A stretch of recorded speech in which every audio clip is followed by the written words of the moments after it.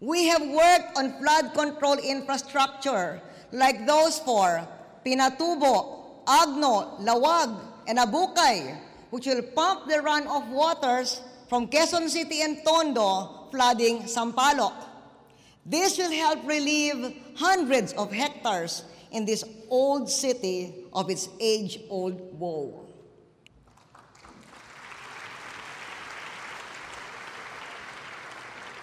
Patuloy naman yung Kamanava, dagdag sa Pinatubo, Iloilo, Pasig Marikina, Bicol River Basin at Maca River Basin ng Mindanao.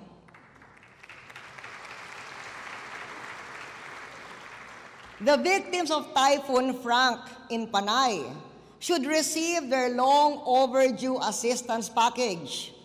I ask Congress to pass the snitch law.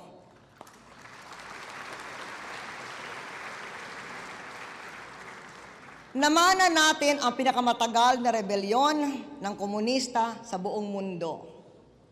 Si Leo de la Cruz, isa sa 12,000 rebel returnee. 16 pa lang siya nang sumali sa NPA. Naging kasapi sa Regional White Area Committee, na-promote sa Leyte Party Committee Secretary, nahuli noong 2006. She is now involved in an LGU-supported handicraft livelihood training of former rebels. We love you, Leah.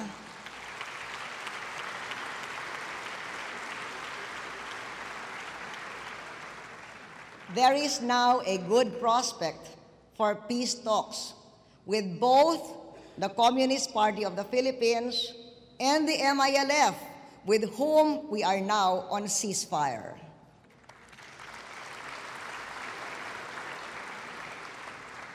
We inherited an age-old conflict in Mindanao, exacerbated by a politically popular but nearsighted policy of massive retaliation. This only provoked the other side to continue the war. In these two internal conflicts, ang tanong ay hindi, sino ang mananalo? Kung hindi, bakit pa ba kailangan maglaban ang kapwa Pilipino tungkol sa mga isyu na alam naman nating lahat na di maluluta sa dahas at mareresolba lang sa paraang demokratiko?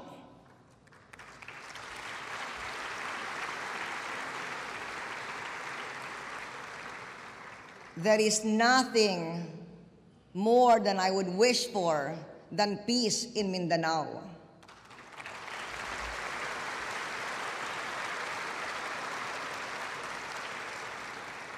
It will be a blessing for all its people, Muslim, Christian, and Lumads.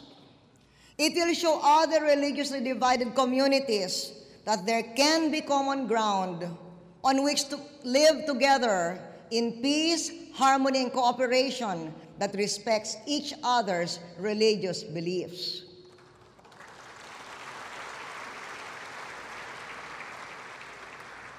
At sa lahat ng dako ng bansa, kailangan nating protektahan ang ating mga mamamayan kontra sa krimen in their homes, in their neighborhoods, in their communities. How shall crime be fought? With the 5 pillars of justice, including crime fighters. We call on Congress to fund more policemen on the streets.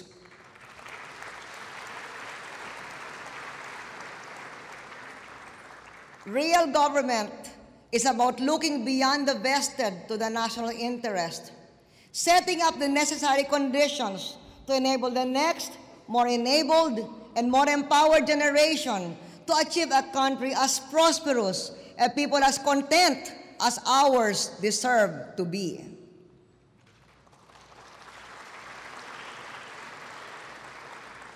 The noisiest critics of constitutional reform tirelessly and shamelessly attempted cha-cha when they thought they could take advantage of a shift in the form of government.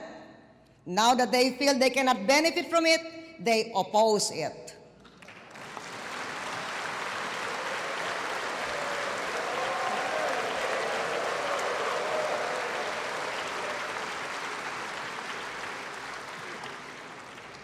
As the seeds of fundamental political reform are planted, let us address the highest exercise of democracy, voting. In 2001, I said we would finance fully automated elections. We got it thanks to Congress.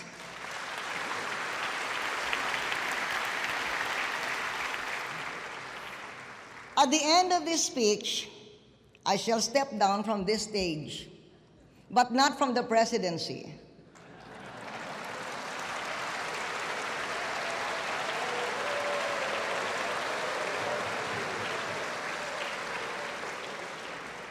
My term does not end until next year.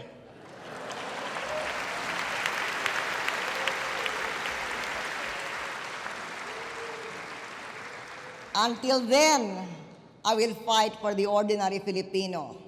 The nation comes first. There is much to do as head of state to the very last day.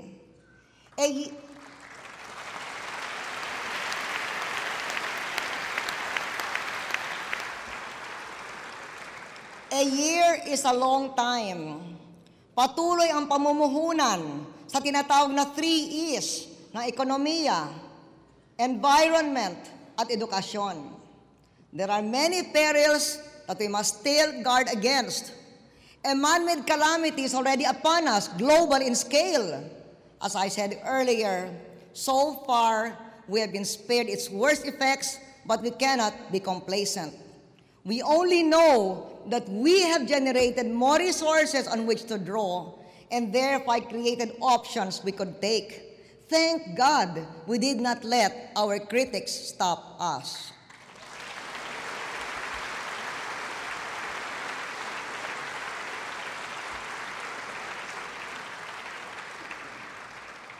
As the campaign unfolds and the candidates take to the airwaves, I ask them to talk more about how they will build up the nation rather than tear down their opponents.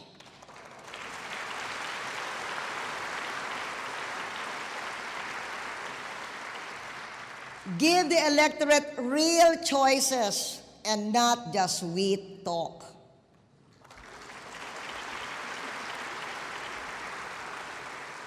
Meanwhile, I will keep a steady hand on the tiller, keeping the ship of state away from the shallow some prefer and steering it straight on the course we set in 2001. Ang ating taong bayan ay masipag at makadiyos.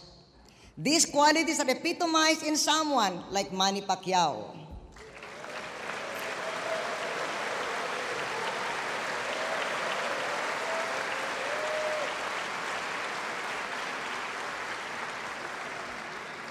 Manny trained tirelessly by the book with iron discipline, with a certain knowledge that he had to fight himself, his weaknesses first, before he could beat his opponent.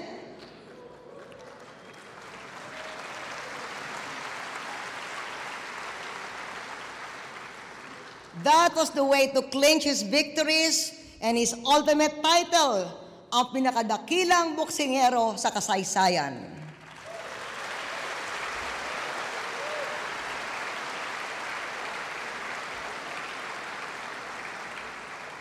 Mabuhay ka, Manny.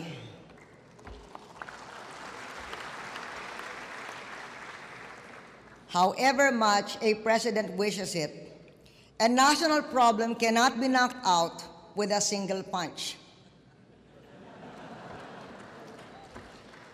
A president must work with a problem as much as against it, turn it into a solution if she can.